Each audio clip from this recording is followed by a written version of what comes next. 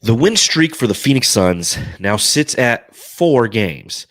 Yes, 4-0 on their homestand as they obliterate the Charlotte Hornets on Tuesday night, winning 128-97. They're up by 30 points in the first half pretty easily. The lead shrinks all the way down to single digits. But Matthew, it's fair to say, as cliche as it may sound, the Phoenix Suns stung the Charlotte Hornets tonight. Yeah. Woo! Way to sell it, dude. You got to sell this kind of game. A must win for the Suns against this team that is kind of depleted. And also they suck. So this is a must win. You got to win these games, right? You got to win these games. Yeah, you have to win these games. And you got to kill them. You got to shoot the threes lights out like they did tonight and just run them off the court. It came back a little bit, but the Suns, they handled it.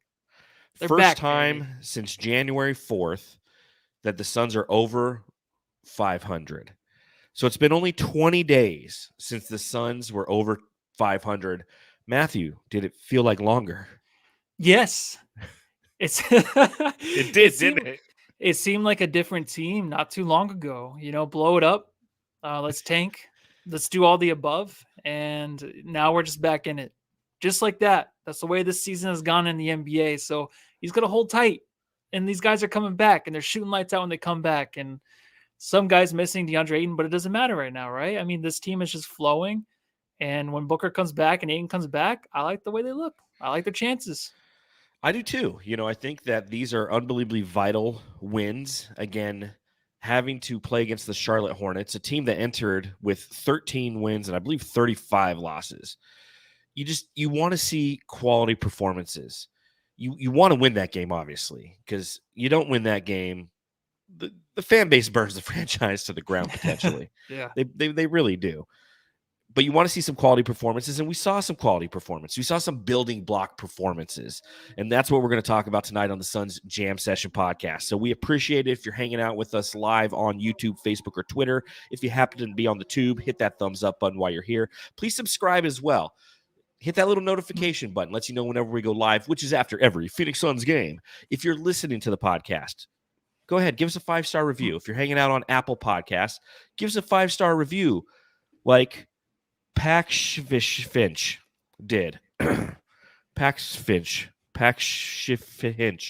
They gave us a 5-star review. They said, awesome podcast. Been listening for about 3 years now. Really enjoy the podcast. Don't even use Apple Podcasts, but wanted to show gratitude. God bless.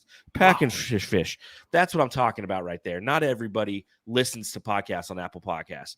But if you head on there and you give us a 5-star review, we appreciate it. Let's everybody way to go out of your way. That's what I'm talking about. That's dedication. 3 years. 3 years.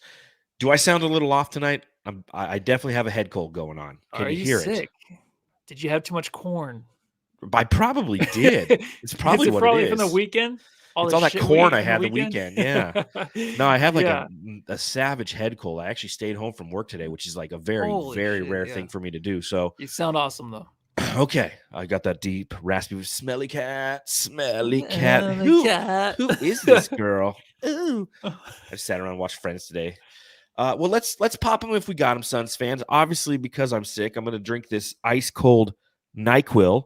I'll pop this bad boy open. I'll be asleep by the end of the podcast. Let's talk about another Suns victory, 4 in a row, baby.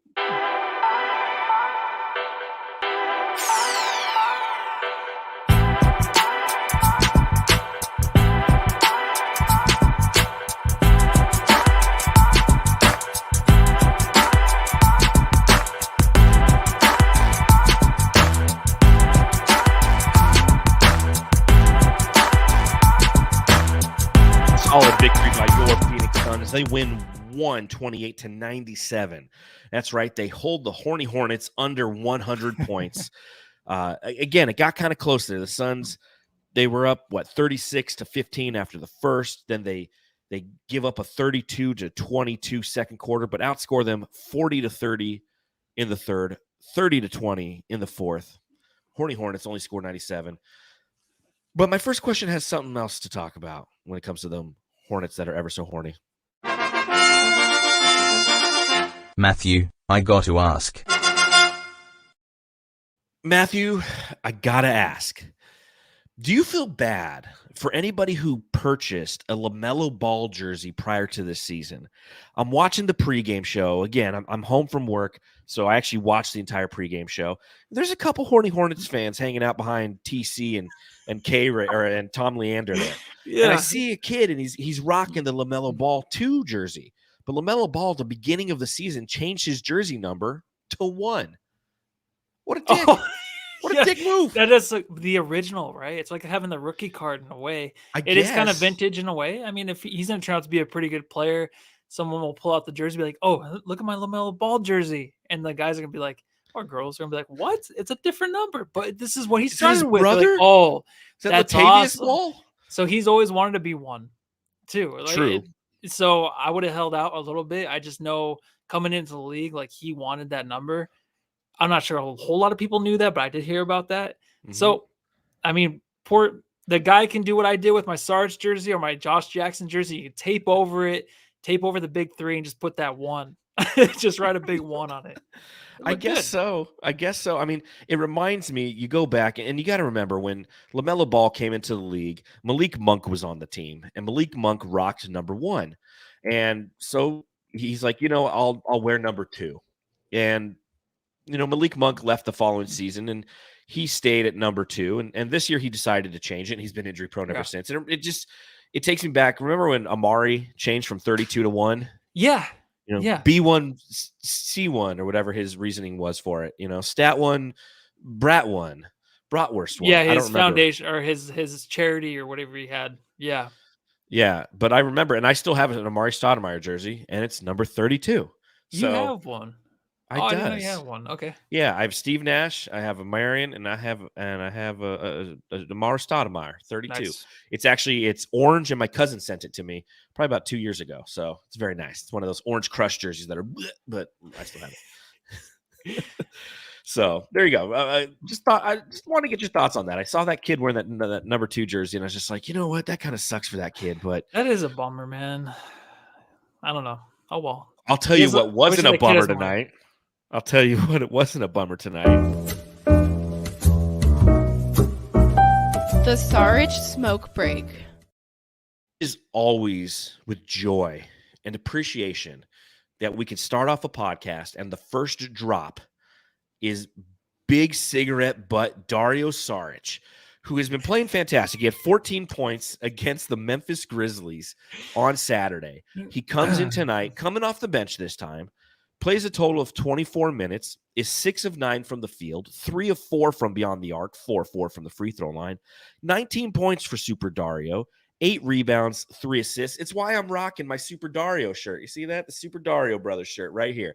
I thought I ran to my closet real quick. I'm like, dust the cobwebs off of it. Had some cigarette butt stains on it, some ashes and such. And I was like, you know what? I'm rocking the Dario tonight because he rocked it for the Suns. He's been playing better. His passes were ridiculous tonight.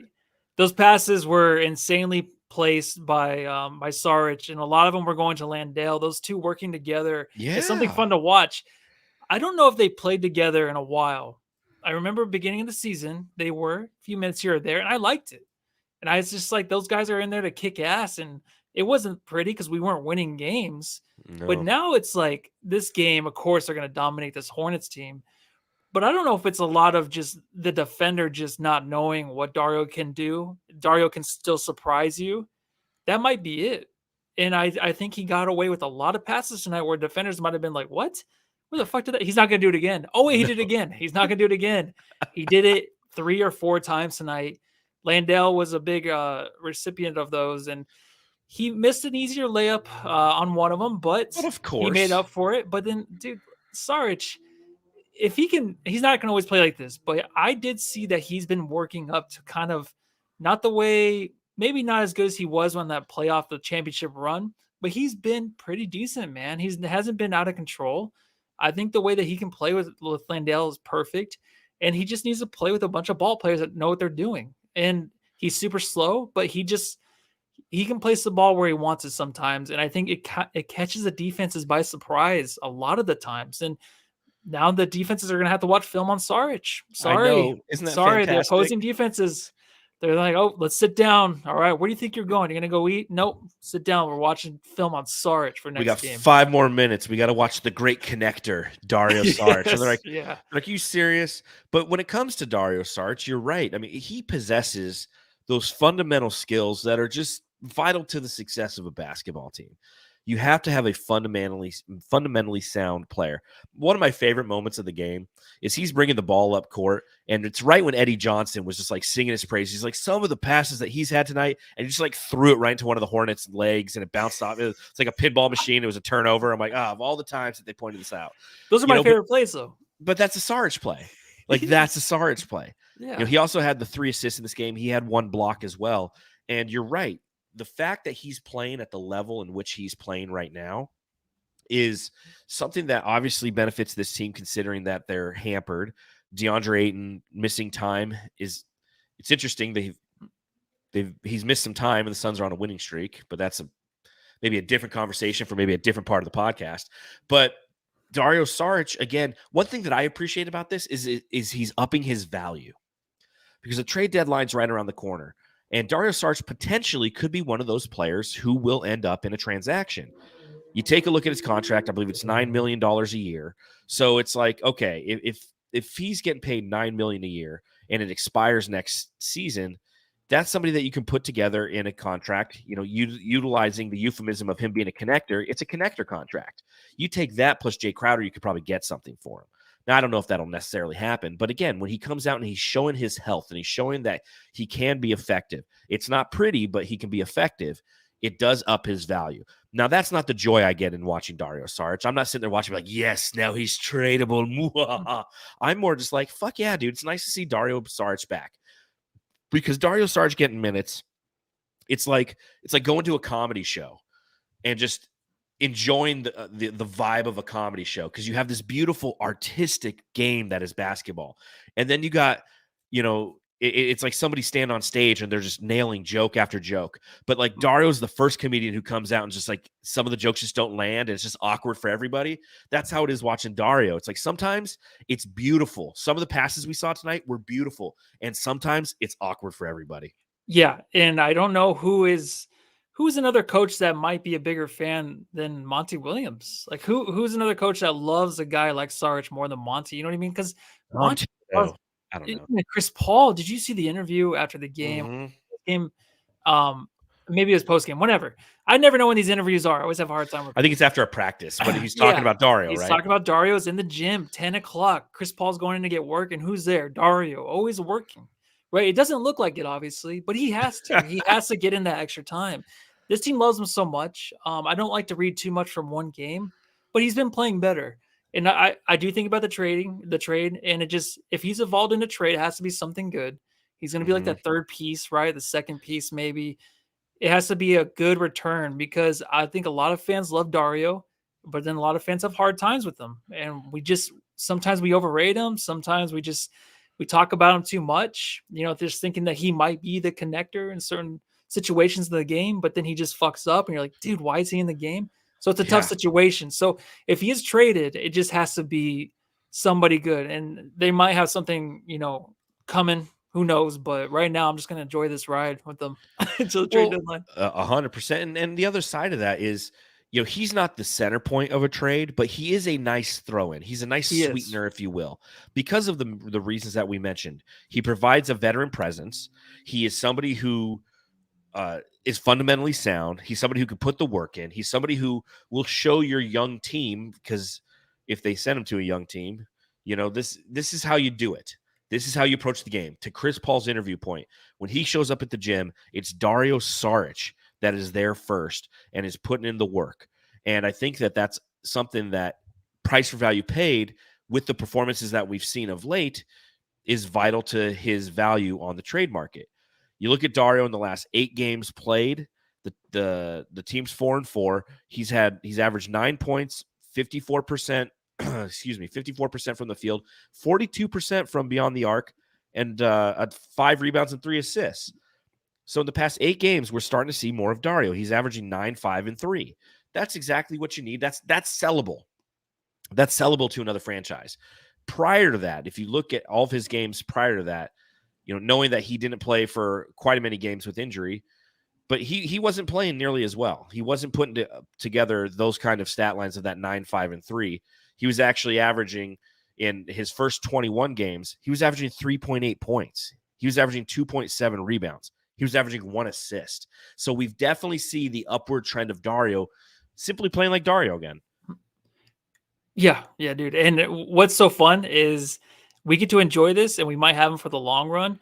But I really do think he's on like the verge of just being the guy that's not going to make a whole lot of mistakes. I think he kind of knows like what he does wrong on the court now. But a lot of it, I think, has to do with movement from other guys. I really do. I think if the ball's moving like it has been, when you have Ayton playing as the 4th or 5th option on the offensive end, and guys are just moving the ball around, he fits perfectly. He really does. If it's stale and the ball stops, then we have issues with him. But right now, I just think when the ball's moving like this, he's such a key factor of it. He really is. He really is. Low Suns asking a good question. Once everyone's healthy, is Dario getting minutes, Matthew? That's tough. I think so. And for one reason, that would be just for the fouls. I think that Jock and Biyombo are just, they can average 5 or 6 fouls a game. They're foul machines. They are, especially Jock. He's still learning a lot. This season, I feel like just playing a lot more minutes on a meaningful team.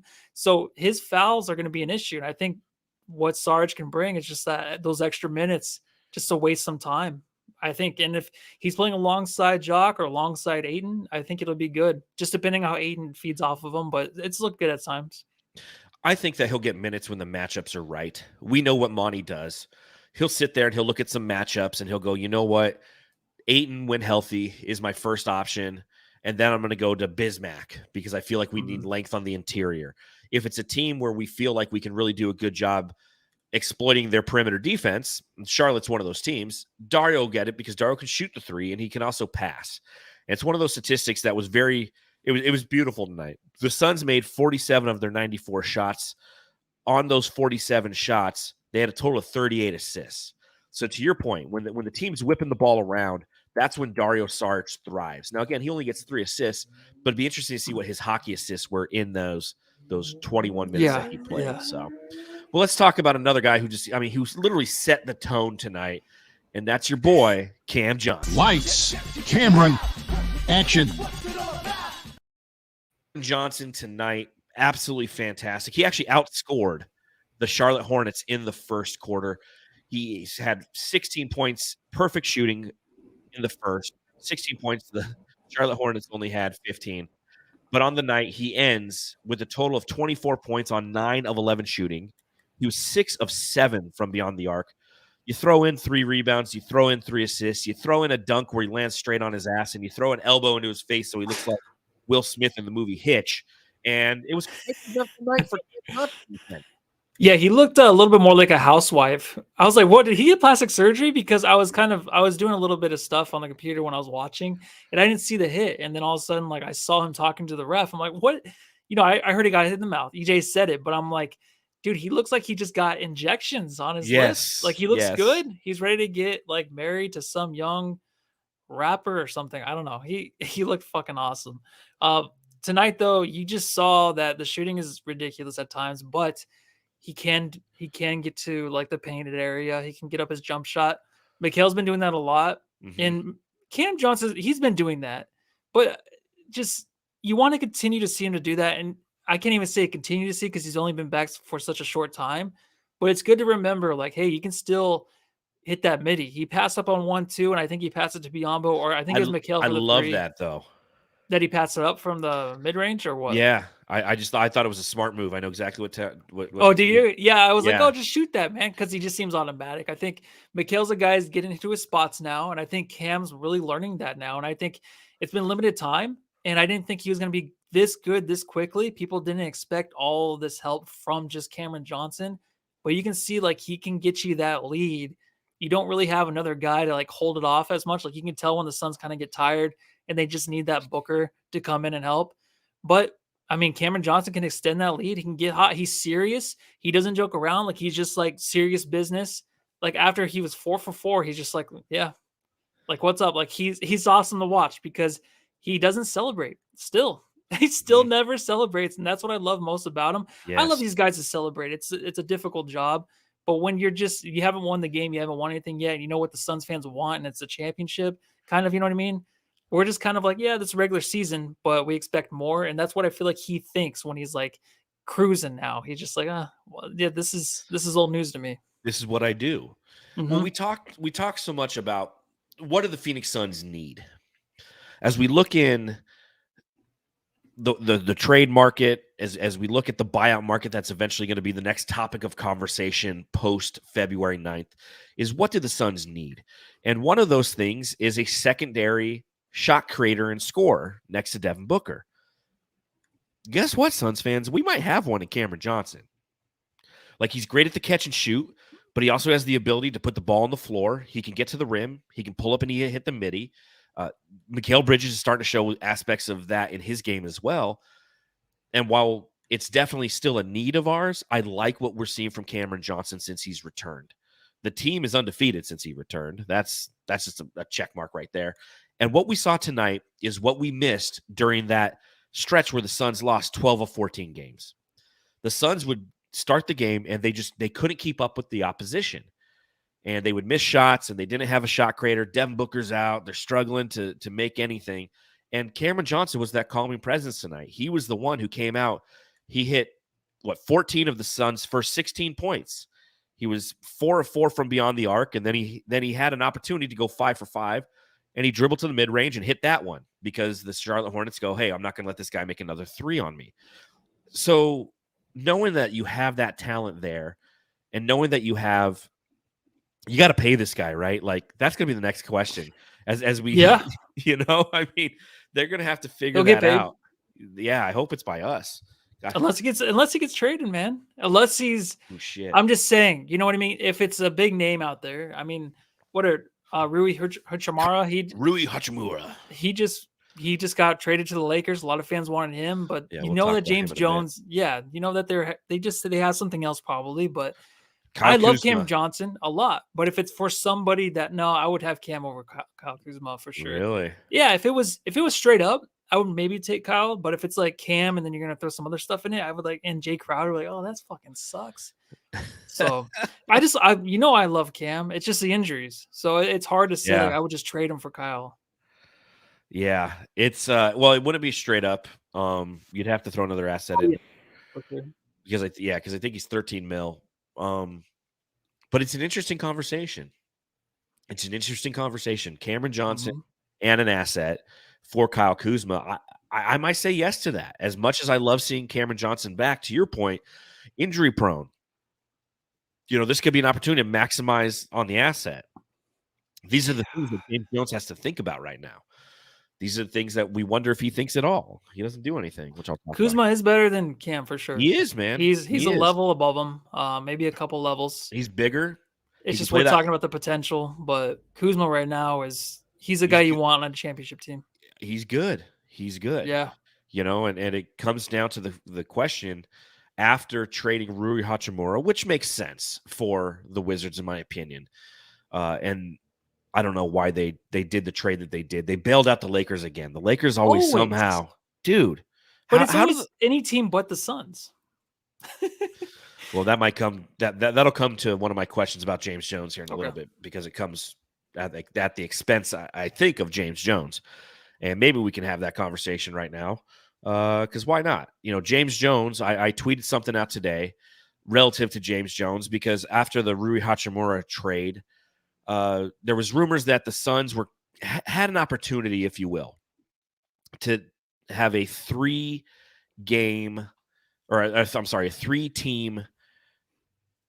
transaction, including Jae Crowder, and it could have had something to do with the Wizards. We don't know exactly what the asset is, but we knew that in time, and once upon a time, that Rui Hachimura was rumored to be an asset that the Phoenix Suns were linked to, but they wanted just a little bit more than Washington was willing to give up. You take a look at what they gave up ultimately. They gave up Rui Hachimura. They get back 2 second-round picks and Kendrick Nunn, right? The Suns, it comes. I'll ask you this question. I tweeted this out today. Is it wrong to think that perhaps James Jones simply sucks at closing trade deals? I saw that, yeah. Because it's like, when you work in sales, you need a closer. There's some guys who are really good at like setting it up, putting the information, but you need to close. You need somebody to close the deal. I feel like James Jones just can't fucking close the deal. It's tough. I think in 2 or 3 years, we'll know for sure. I think because that's our window, right? I think 2 or 3 years. I mean, Booker will still be good by then. And someone just said, yeah, Booker is injury prone. So who knows how long he'll last. But if we were to go 2 or 3 years into the future, it would actually kind of depend on this year and next year. And this year, for sure, the trade deadline, we need somebody. But the thing is, if you're looking at this team now and the way that they've just been playing well, everybody off the bench, and now you're getting guys back. We did beat the Grizzlies. You know what I mean? But the way the NBA And the is right Nets. now, yeah, and anybody can beat anybody right now. And I just think that, and I'm just saying during the regular season, I'm not talking about going to the playoffs like, oh, Yeah. these matchups don't matter. But I'm just talking about the way the Suns are playing and how healthy they might get. And if they have this roster, it's looking pretty good right now. We don't even have Ayton. And that's the one thing I Or would really Booker. worry about. Yeah, I know. I'm just saying, but the one guy other than, trading Jae for Rui would have been nice. But then I just feel like he's kind of smaller. He plays big. What is he, like 6'6"? He plays like power forwards, small forward, but he's like about the same size as like Torrey Craig. And then we have Mikal playing great. Cameron Johnson came back. So if you wanted a true power forward, I think it'd have to be someone bigger like Kyle Kuzma. So I think that's who they're trying to. I know Kyle Kuzma is not a guy now that can be traded. Supposedly, you hear so much bullshit. Yeah. But I just think that after this trade deadline, even if Jones doesn't do anything, he's going to hear a lot of shit. But I think Aiden's probably going to be gone for sure. But just depending on what we get back from him. But he's going to get a lot of shit. But I just think that this team healthy, even without Aiden, is still pretty good. And I think Chris Paul's coming back too a little bit. I do too. And I'm not saying necessarily that I wanted James Jones to get Rui Hachimura.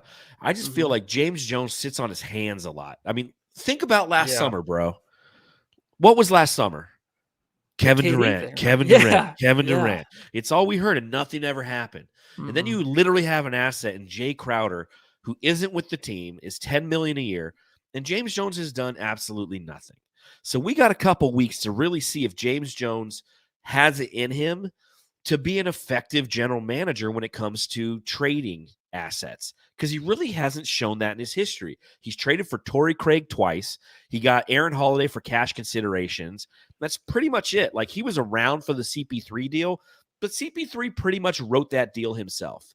The way I look at James Jones is kind of like the guy in fantasy football that you play against who always has to win the deal, right? Like, it can never be an even deal with him. He has to win the deal. He's going to trade you. He's like, listen, if I'll give you Josh Allen, but I want Patrick Mahomes and a running back. And it's just like, no, dude, I'm not going to do that. And he's like, okay. It's just like, that's consistently how I feel James Jones operates. He feels like he has to win every deal rather than win the deal that's going to help the team. And to your point, you're right. The team does look good right now. We're 25 and 24. We're 7th seed in the West. We've been injured. We're coming back. We're going to be healthy. The roster's constructed pretty close to what we think can be a team that can make a run. But there's still that missing piece, and there's always that missing piece with James Jones. And again, that's my challenge with him. I've yet to see him be an effective general manager when it comes to making trades. I think it's going to be tough, but the whole KD thing sucked because, of course, the Suns couldn't get a guy like KD. I think it's either two things. Like, either James Jones really believes in his young players and Coach Monty to really coach these guys like he has with Mikal. Mikal looks super good right now, but the other way you're going to go is like, okay, who are you going to trade for KD? Just trade everybody but Booker for KD. Who cares? Right? That's what a lot of fans wanted. That's what I wanted. I'm like, I just want KD and Book on one team. I don't care who goes. And it would have probably been KD, Book, and Ayton. But then also he might just believe in these players. He's like, in the long run, I just want these guys. But from the outside looking in, man, you just want KD or nothing. And right now, we're not going to get KD.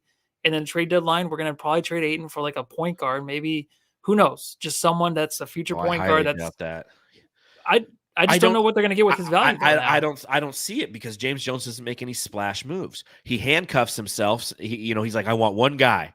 He's like, I want KD. And they're, oh, you want KD? Okay, cool. Then we're going to try to get everything we can from you. He's like, oh, shit, I shouldn't have told him how much I wanted KD.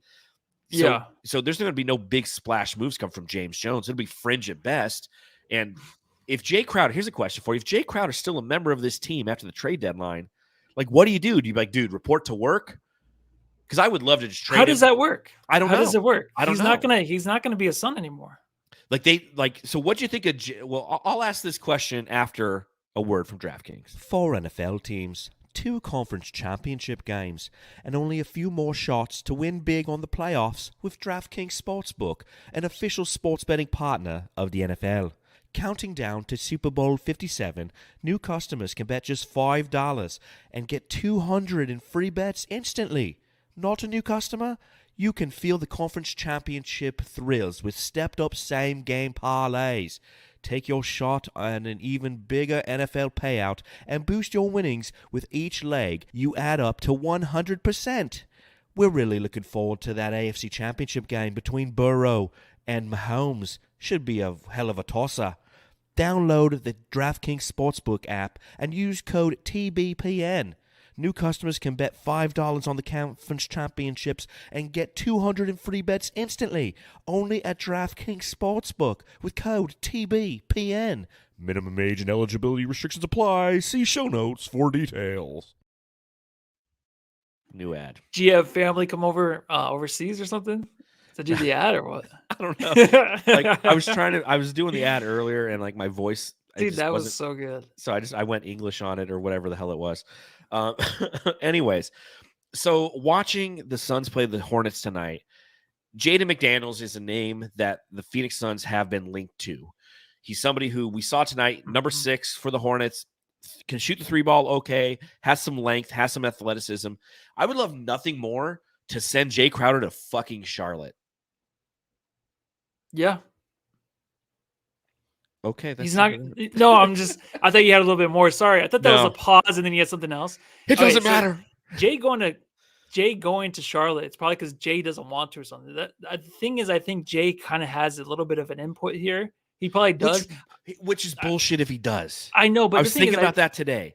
Yeah, but if we think that he hates the Suns, and he probably does, right? I think they might still be a little civil in the back, just like kind of working together to get this thing done. It's like, all right, well, we want to still send you somewhere, right? Because you're going to talk a lot of shit about us when you leave, but we don't want to be like, oh, we're going to dump you in some place, and that's how we treat our players. I think it has still something to do with we want you to still kind of be on a contender, and that's why it's taking so long, right? I mean, if they hated each other and they weren't talking to each other, maybe you just send Jay to wherever. But I really do think that they kind of are working together on this, and that's the only reason he hasn't gone anywhere. But this goes back to why I don't think James Jones is an effective general manager.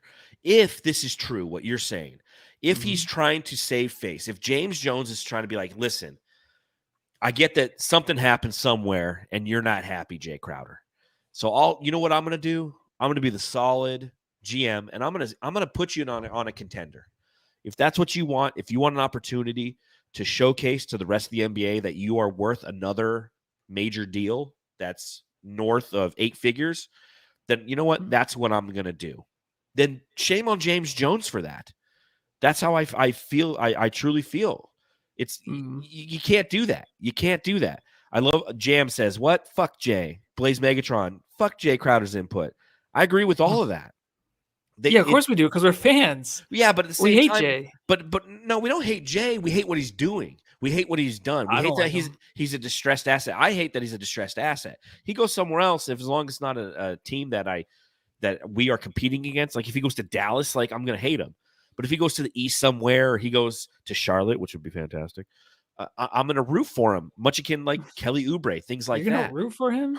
If he's playing in Charlotte, yeah, they've won 13 games. Yeah, but I never had a player like this ever hold out and then do this shit. I just think from a fan's perspective, we say, yeah, fuck him, of course. I just don't think it's really. I know this tweets too; they suck.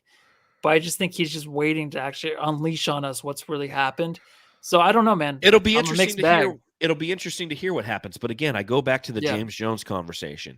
And if James Jones is working with Jay to get him to a place he wants, then he's a bad general manager. He shouldn't be doing that. It's business, right? It's business. Everybody said, Mark Stein put out a piece and said Jae Crowder is hurting his own and has hurt his own ability to be a viable contract that anybody wants to bring in, a viable asset, because they're not sure if he's in shape enough. They're not sure if he's ready to compete right now. We're in the middle of a season all of a sudden.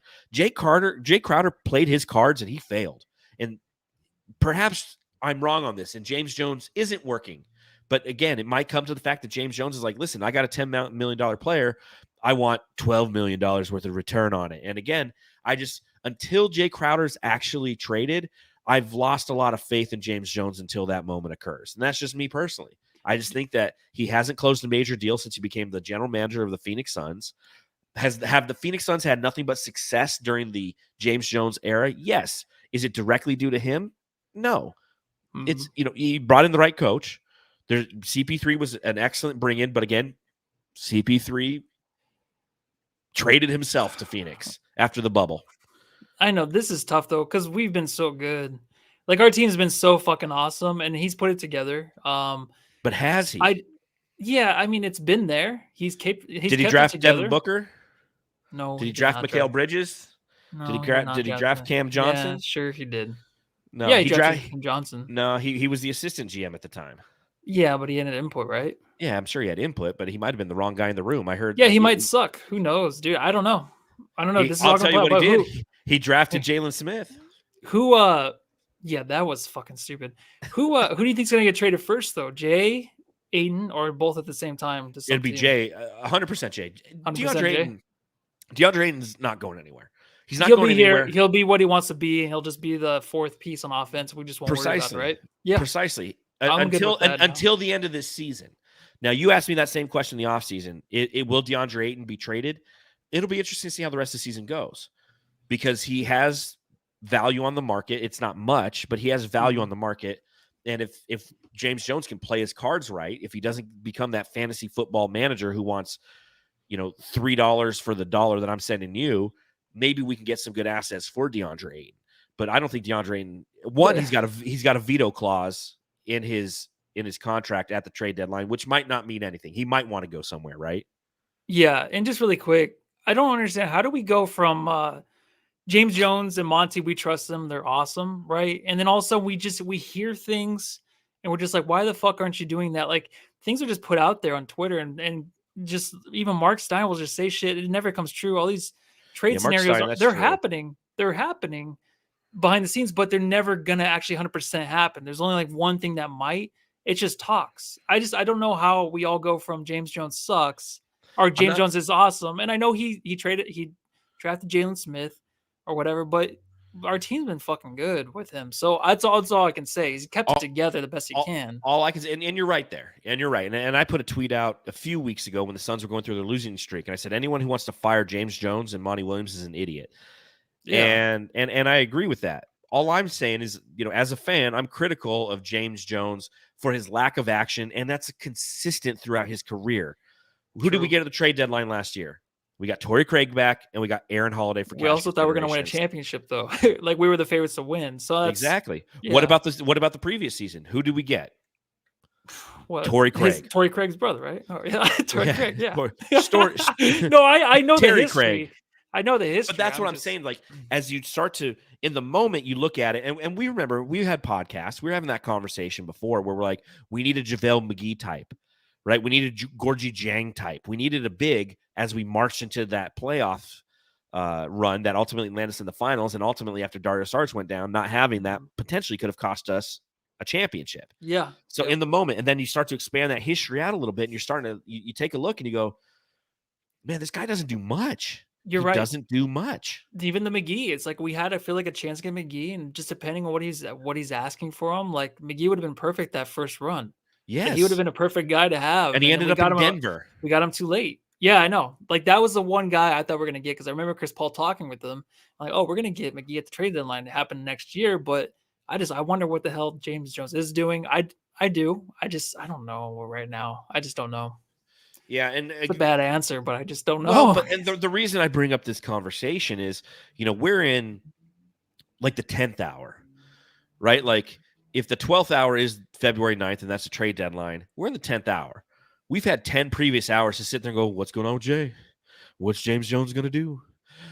Let's look at this guy. Let's look at this guy. Let's look at this guy. And like nothing has happened. And you're right. A million conversations happen and a lot of things fall through. But it always seems like the Suns never do anything. And I don't know, and I'll end this with where I began. I don't know if it's simply because James Jones is a bad closer when it comes to deals. if he just doesn't have the ability to sell somebody on what he's trying to give up. You know, he might tell too much of the truth. He's like, dude, Jay's a great guy, but in the locker room, his feet fucking stink. I'm just saying, no big deal. And everyone's like, dude, we don't want a smelly-footed Jae Crowder in our locker room. Fuck, we're not making this deal. Let's send Rui Hachimura to the Lakers.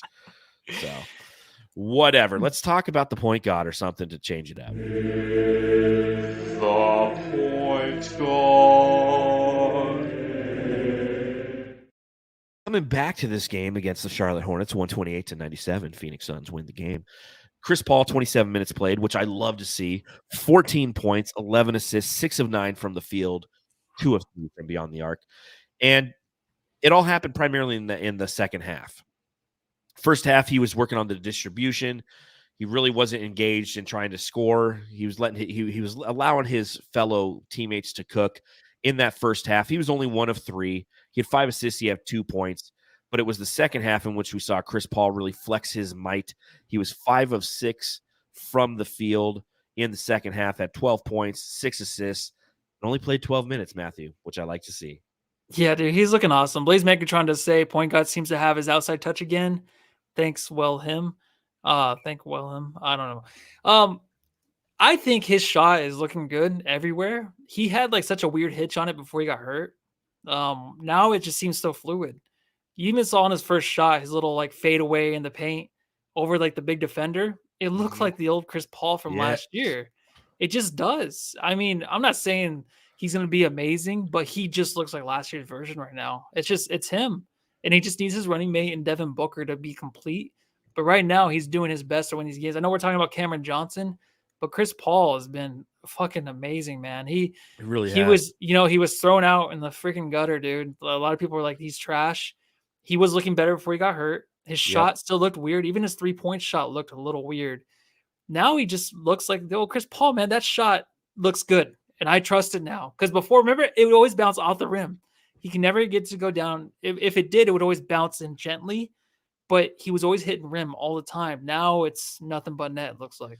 Yeah, it's been smooth for sure. Absolutely. And Fabio's right. He goes, if Lissy moves his microphone a little bit to the right, it looked like CP3 has some weird hair. So why don't you move that microphone a little bit to the right? There we go. Look at hold on. I'm going to take a picture of that. That's that funny good, shit. Dude. Looks like Marge Simpson, huh? Yeah, it does. Smile, Matthew. There we go. I'll put that one on Twitter later. Thank you for listening to everyone who's listening. And you're like, what are you talking about? That's pretty funny. But no, you're right. His jumper's looking more smooth. He's in more control of the game. And I like that he's picking his spots. And this is the key. This is the thing that we talked about at the front end of the season was Chris Paul trusting his teammates and allowing them to do some of the facilitation, to bring the ball up more. Because his usage rate last year wasn't astronomical, but it was higher than it needed to be. And obviously he petered out in the playoffs due to the sheer fact that he was old. Playing every other night in the playoffs at the level of intensity the playoffs brings, it toasted Chris Paul. And something that we're going to have to consider when the Suns go to the playoffs this year. It's like, do you put him on a minutes restriction? Do you have him coming off the bench a game every now and then? I don't know. I don't know what the answer is. But what has happened in the interim is his teammates have gotten a lot more confident in facilitating the offense and being the distributors and being the ones who bring the ball up the court. And he can pick and choose his spots offensively. And that's exactly what we saw tonight. The team was up big. They were up by 30 points. By halftime, it was down to 11. They outscored the Phoenix Suns, I believe, 27-8 to end the second quarter. And Chris Paul came out, and he was the offensive force in that third quarter. He came out, he hit a three, started hitting those middies, and all of a sudden, that lead started to balloon back up, and you're like, you tip your hat, and you're like, thanks, CP3. I appreciate that. Thanks. And who is this? Sarcastic. He does look good. Nothing but net. That's funny, Matthew. This guy, who is it? Michael Call? Michael Call. I remember. I met him at Marley's once. Did you? Yeah, that's the guy. Okay. Yeah, that's the guy I met at Marley's once. He's a chef. I'm just like, I don't know. I think he's being sarcastic. Not that funny tonight. He's your biggest fan, man. He's your biggest fan. Another thing I wanted to talk about real quick was Saban Lee and how he looked again tonight. And one of the things, so obviously, brightsideofthesun.com, make sure you check it out. read a lot of my work there, as well as some of my fellow writers. Every now and then, Matthew will go on and he'll write a 5-word article, and it's just an 8, and it's a bunch of equal signs, and then a big D after it. And like, that's I'll the just article. record a fart and put it on there. Yeah, and it's like, Those check are out the this best. article. Recorded farts. But one of the things I talked about in the preview was it'd be interesting to see how Monty Williams was going to navigate the minutes for the backup point guard position, because we've seen plenty of Saben Lee, as we talked about in the last podcast, which makes sense. He's on a 10-day contract. You want to kind of get the most out of him that you can. And once again, it was Saben Lee who was getting the backup minutes. He ended with 21 minutes. That's simply because he played the majority of the fourth, but had 6 assists and looked really good in this game. And I'm continuing to be surprised and see from Saben Lee. Yeah, last pod I was talking about, what, he might just be fizzling out. Defenses might figure him out. They were actually double teaming him tonight early in the game, second quarter, just because it was blown out. They're trying to make him just make a pass, just make a mistake, right? Kind of like what the Cowboys should have done with that rookie quarterback. Just have him make the mistake, but then Dak Prescott does it. Saben Lee didn't make the mistakes, really. I mean, he had 3 turnovers, or how many turnovers? 1 turnover. 1 turnover. And those assists. So the 6 assists. He looks good. This is getting really interesting now with him and Washington Jr., because Washington only had the 6 minutes. Kind of like the meaningless 8 points. You know what I mean? But yeah, he got his shots up in his 6 minutes. You got to give him that. Yeah, he did. He's trying to prove his point too. But I like what Monty's doing here, because you got to see what you have in Saben Lee. I know that Chris Paul's back. Campaign might come back, then you have Shamet coming back. Those minutes are gonna be crazy. I don't know what they're gonna do, and I don't know who's gonna be traded, but maybe they you know what, that would be nice. It'd be nice to see what Saben Lee has, just so we can have that as a backup. Because there's some of these guards are gonna get traded, 1 or 2. There's so many of them right now that when Chris Paul comes back with Cameron Payne, we still like Cameron Payne. He's still gonna be with us, I feel like, or maybe he'll be traded too. We just got to see what we have with Saben Lee. I don't know if he's a playoff player yet, but it'll take some time to figure that out. And I still don't know how many more 10-day contracts can he have. Is it 3 in a row or something like that? I always thought it was 2. I thought is it just 2, 2? and then you had to sign him to a 2-way. Okay, that's what I thought. But someone in the chat could probably tell me. Yeah, they'll know. Jamsters, you know. Jamsters, you always know. Biz.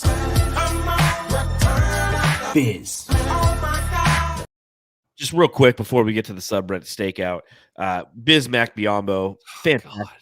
31 minutes played. He was 3 of 6 from the field, had 6 points, had 9 rebounds, had 4 assists, had 5 fucking blocks, Matthew. He was an enforcement against his old team tonight. Yeah. Subreddit stakeout too. There's some talk about him. He I can't wait to hear this. Oh yeah, it's aggressive. Dude, that stakeout sucked, man. I was sitting there and I fell asleep like 5 times. Is there anybody on it? There was like the same guy over and over. I refreshed the comments like every 30 minutes and go through. Yeah. I refreshed it like an hour later, and it was still like maybe 5 more comments since then. So, not right now, there's not a whole lot of chit chat. But dude, Bismack, his blocks are just getting out of control. He just sets a tone. And what I love is I was talking about his shot, and he kind of seemed like he was, hesitant with it. He was kind of scared to shoot because he was missing some shots. He was taking his time down there, just not kind of getting out of his spot. Yeah. Tonight, though, dude, like his first shot, he missed, went to go grab the rebound, got right back to where he was and put it in. Like he seemed a lot more confident in that. If he can be that, it's awesome, because defensively he's a menace. He's just crazy. He's like a bigger Okogie out there. Like those two together, when they're out there, it's just mayhem. You're gonna get a lot of blocks. You're gonna get a lot of steals, a lot of blocks. Okogie loves the blocks. He loves to come from behind. He'll wait. Oh yeah. He'll give you a 5-second head start, and he'll just come down there and swat your shit. So those two are fun to watch. Bismack looks amazing, and he's starting right now for the Suns. Yeah, again, it's maybe time for that conversation. Let's do it. It's with Bismack playing the way he is, and I know this is a stupid conversation because this always happens every time Ayton goes out. Yeah. The Suns play well. We're like, who needs fucking Ayton? And you look at like we have a 4-game winning streak. We beat the Nets. We beat the Grizzlies. Who needs fucking Ayton? The only thing with Ayton is this offense just flows better. Like there's not a lot of hiccups. I think with Ayton there always was. They got into that thing where they're going to try to feed him and see what they could have with him and see if he can facilitate. When it was mainly just him, it was very difficult. Of course, Cameron Johnson wasn't back, but it was very hard to go through Ayton on the offense. now it's just like ever since he's been out, it's kind of like you forget he's on the team kind of, and a lot of fans are saying get rid of him. I don't mind if he comes back and he's our starting center and he's just that fourth, like I said, fourth or fifth option. I don't mind now. I don't really care anymore. And I never really did. I just wanted him to play hard. We still need Ayton back. These guys, they can't hold up. I think Ayton definitely can, unless he's just sitting out. But dude, he hasn't been seen. He's been out for 4 games, or is this his third game? Third game in a row. Third game in a row. And we've looked good offensively, and we played this shitty team tonight, but it looks so much better. The shots, yeah, we're hitting the 3, but it's because the way we pass the ball around, the way we're hitting these guys in stride, it's like it just looks like it's going to go in right away. I don't know what to do with Ayton. I know he's probably going to be traded eventually, but I still think we need some starting center, like a guy like him, but maybe not. I don't know. What do you think? There's a couple things to remember when it comes to DeAndre Ayton. One, he's highly valuable in the playoffs. Bismack Biyombo in the playoffs becomes a pigeon. The opposition will simply run high screens to get him isolated on a guard, and then they'll just destroy us. So you have to remember that. So Bismack, as great as he's been playing, 11-1, the Phoenix Suns are when he starts. 11-1. That's fucking crazy. I think that's I don't know if that stat's correct, but one of our jamsters said it, so I pulled it up. But you have to remember that. You have to remember just that. He's a great regular season center. On a night-to-night basis, he can do things like tonight. 5 blocks, looks fantastic against one of the shittiest teams in the NBA. DeAndre Ayton is highly flexible on both ends of the court in a playoff series. He doesn't get played off the court. Think of Rudy Gobert. Think a lot of those bigs who literally get played off the court. So that's one thing to remember when it comes to DeAndre Ayton relative to Bismack Biyombo. And the other thing you have to remember is you're paying this guy $30 million, so he's got to be out there, guys. You got to Jerry Jones it. You got to put him out there. You got to put him out there, even though you might not want to. And it brings up that question. It's like, well, if he costs $30 million, can't we just like get a center who's like a $15 million, use that other $15 million on another shot creator again? It's like it's so difficult though, and no one really wants him. I think his stock went down even more. Did you ever hear EJ when he went on the Ryan Russillo podcast? We talked about Ayton. No, but I heard. It was good. Tell me about that. So you would think like EJ, and I talked about this before, but you would think EJ would defend him kind of because he goes on there, he talks about his sons, he loves his sons. Yep. And I thought he was going to defend them, but he didn't. He said Chris Paul, Devin Booker, they go to the next level. They want Ayton to go to the next level. He's like, some guys just are good with where they're at. And he's like, Ayton's just that guy. Yeah. He's young. He's 24. He won't know till later on, obviously. But right now, he doesn't want to go to the next level. And it'll take some more time with him, obviously. But they just know that he's not working to be that guy that we all wanted. And I think they've known that for 3 years now. So I think that's why we've seen him in like the third or fourth option, is because that's just who he is. And every time we come on a pod, I'm just like, give him the ball and stuff. You know what I mean? Like that. They just don't work with him that way. So he just talked about, he sounded like he was done with Ayton too. You know what I mean? He's just, Villa were just kind of done. And I was shocked to hear EJ talk like that about him. Ayton will want to go to the next level when he goes to another team. He'll want to? Yeah. Cause then he becomes like the girlfriend scorned, right? Like, I don't think he'll care. Hell hath no fury like a woman scorned. Like, I feel like if he goes somewhere and he feels scorned, that might be the motivating factor. But for a little bit, it'll wear off though. For a week, he'll play awesome, and then it'll wear off. He just doesn't have it in him. He's happy with who he is and what he is. And James Jones told us that 3 years ago. We just had to listen. Yeah, we still don't listen. And next time he plays, we won't listen again. So exactly. let's do some subreddit stakeout, shall we? The Suns Jam Session subreddit stakeout.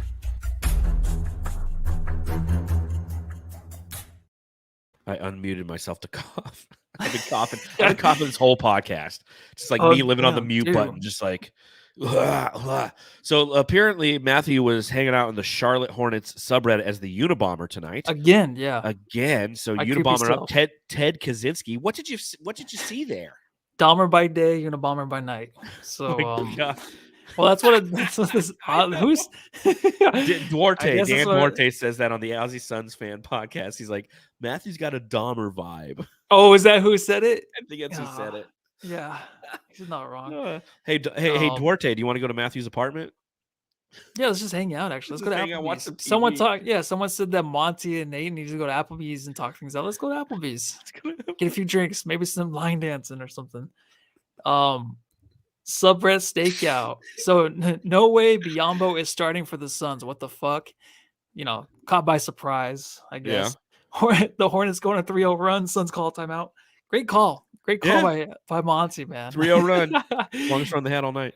This is Brick City. Not sure I'll make it past the first half. A lot of that. There actually wasn't a whole lot of comments, so I don't even know if I was in the right place, but there was nothing. Despite former Hornets legend Bismack Biyombo being on a triple-double watch, the Hornets are only down 11 as expected. Was he close to a triple-double? I know you read off his stats, but I was like...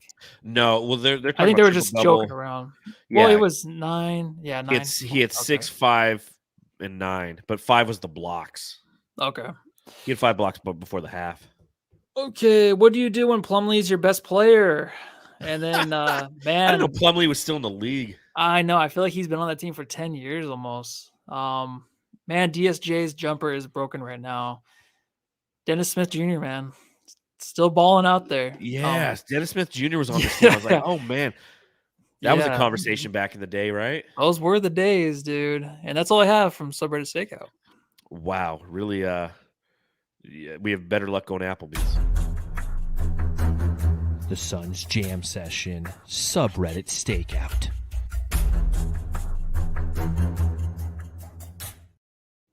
All right, Jamsters, let's jam star it.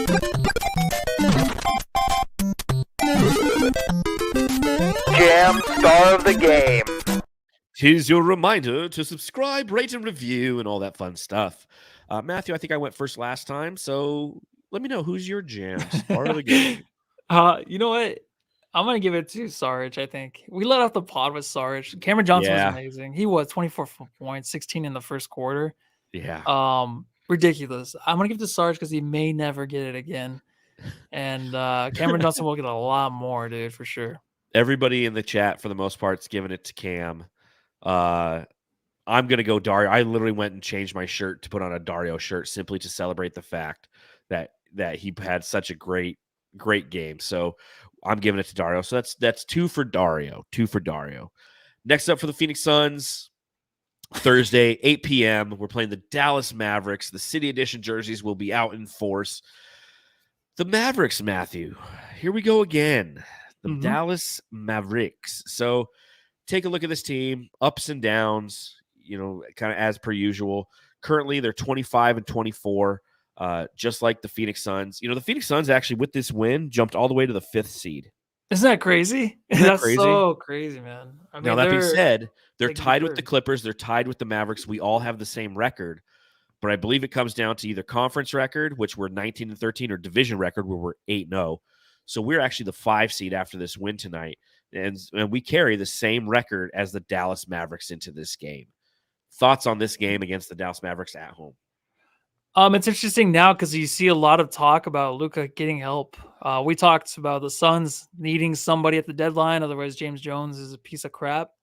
I think Mavericks need him more than anybody. I don't think you can go into the playoffs with this team again, but it might be like an off-season thing. But they definitely need help with Luka. But then I was thinking that too. I'm like, Luka just holds the ball way too much. And we talk about that all the time, but I don't know who can play with him other than like a guy that just is a shooter. It's tough. It is really, really hard because if you have another guy that can maybe play make and you put him beside Luka, he's not going to get the ball. Luka's stubborn with it, man. He doesn't want to do that. He wants to win his game. It's historic how much he holds the ball. Like historic. And we talked about it during like the James Harden and Houston era, how that was very consumable basketball because his usage rate was like 35%. Luka's higher than that. He literally just holds the ball, tries to facilitate, and you're right. Like, unless you are a shooter who hits like 50% of your threes, which doesn't exist, you're not going to be successful because you're just standing around watching him the whole time. Why have the Phoenix Suns looked good as of late? Well, they're moving the ball around, they're attacking the rim, and they're rebounding. Dallas, they have ups and downs because of streaky players. Now, that being said, seems like every time we play the Dallas Mavericks, they turn into a team full of Steph Currys and Reggie Millers, right? Like, I think this season alone, they're shooting like 44% from beyond the arc against the Suns in our previous 2 games. We've won 1, we've lost 1 against them. In our previous 2 games, they're shooting 44% from beyond the arc. That's the key to success in this game, in my opinion, as it was in the series when we played them last year. Guard the perimeter. They can't beat you on the interior. Luka's going to get his. Guard the perimeter. Don't let their guys shoot 44%. I feel like we did a good job in both of those games this season against them. One, they just got really, really hot. There's nothing you can do on those days. Yeah, and if you're physical down there, it's going to be interesting without Ayton, how Biyombo and Landale, I'm assuming Ayton might be back, but if he's not back, it'd be interesting to see Biyombo, Saric, and Landale, how they play physical down there, because you still need some presence, just boards. I'm interested to see that, just because physicality is, of course, not Ayton's thing. So maybe the thing is, these two dudes down there, they might make the difference. And of course, you cover the edge, but the way that ball moves so quickly, it's so hard to cover you know what I mean? Of course, man to man, but when they're pushing the ball and the guys are just like moving around the perimeter, it's really difficult. Well, their offense is all predicated on, again, Luka Doncic. He holds. Yeah. He switches, so he'll get Biyombo on the perimeter. He'll drive by him. He'll try to either get fouled, or as the defense collapses, he hits the open guy. It's like Jokic, right? Like either Jokic is going to beat you by scoring himself, or he's going to dish it to the open guy. The difference is Jokic is always whipping the ball around. He never holds it long. Whereas Luka, it's like a microphone. And again, a stand-up comedian set, he's standing there holding the microphone for the entire time. So we'll see. Yeah. It's strange. I don't know. We'll see. If they get anybody like a Kuzma, that might be someone that can make a difference. Yeah, because they're shot creators. Like that's why Spencer Dinwiddie has success in their offense at times, because he has the ability to become a standalone shot creator. That's what Jalen Brunson was. He was a perfect complement to Luka Doncic, and they're like, bye. So, and like that's what Cuban, he always does that. Cuban is always like, "Oh, I'm never gonna mess this up again," and then gets away a guy that's gonna be an all-star. You know what I mean? He does it every fucking time. Every time. Last thing I want to talk about before we get out of here is: did you see what the NBA is doing for the All-Star game relative to the rosters? No. What are they doing? I didn't see that. So what they're doing is they announced today that TNT will air the 2023 NBA All-Star Draft as a new live pregame segment at the 2023 NBA All-Star game. So they're going to select the rosters right before they play. So it's literally going to be like on the court kind of thing. I don't know how they'll do it, but it's just like, all right, I pick you. And they just change jerseys? I guess. I think that's cool. They must do it before warm-ups or something. I think it's awesome. Yeah, just have both ready. That's really cool. I mean, it's always been awesome. I think it's funny how like LeBron's undefeated, but I love them doing their teams and picking. I love watching it. I think this is like a step up. But now it's going to be like schoolyard kind of stuff, which I think is really kind of cool. Instant reactions from those players. Yeah. To see what they're like. Oh, exactly. And then it's like the last player. It's like, oh shit. Exactly. And everyone's going to lose their mind. You're Larry Marketing and you're just like, shit, man. Like, in Utah, nobody picked me. The sad thing is there'll be no Phoenix Suns there. So that is depressing. But yeah, there you go. I thought that was kind of exciting. And I had one other question, one random question. Bring it on. Is it crazy how many guys on the Phoenix Suns have a name that start with D? Devin Booker, DeAndre Ayton, Dwayne Washington, Damian Lee, Dario Saric. We're the big D team. We could have a starting five, everybody who starts with all D. Ds. All Ds. The big 5 Ds. Big 5 Ds. There you go. Yeah, that's interesting. Random things I think when I'm sick. Here's a random thing. Blaze Makertron says, I'd let Lissy babysit my kids. So I was thinking it'd be fun to play a game where it's like we put a picture of like Adam Silver on the screen, be like, would you let this guy babysit your kids? Him, and then like, just like weird looking people that kind of look a little bit off, like Tom Brady. It's like, would you let this dude babysit your kids? Yeah, heck no, not Tom Brady. And just Mason Plumlee. Mason Plumlee? Yeah. He look weird? I don't know. He's got a long face. I don't know. It's like, it looks like you ever watch Ninja Turtles? You remember like the Foot Clan? No, I used to watch, but I don't the Foot Clan used to have a logo on their forehead. It was like a foot. And like, that's what his face looks like. Mason Plumlee's face looks like a foot. Yeah, well, we should play that game. Okay, you set that up for the next podcast. All right. On that note, Jamsters, we're gonna go ahead and we're gonna get out of here again. Thank you for hanging out with us after another Suns victory tonight. Make sure you subscribe, rate, and review. Follow me at Darth Voida. Follow me at Bright Side of the Sun. Read my writing there as well. You can follow the show at Suns Jam on Instagram, Twitter, and the TikTok. You can follow Matthew. And he'll babysit your kids. So on that note, we'll see you on Thursday night, a little bit later, about 11:30 start or 10:30 start because it's a late game. But we'll see you then, Jamster. So thanks for hanging out with us. Hit that thumbs up button. Yep. Hang in there and go home, love your family.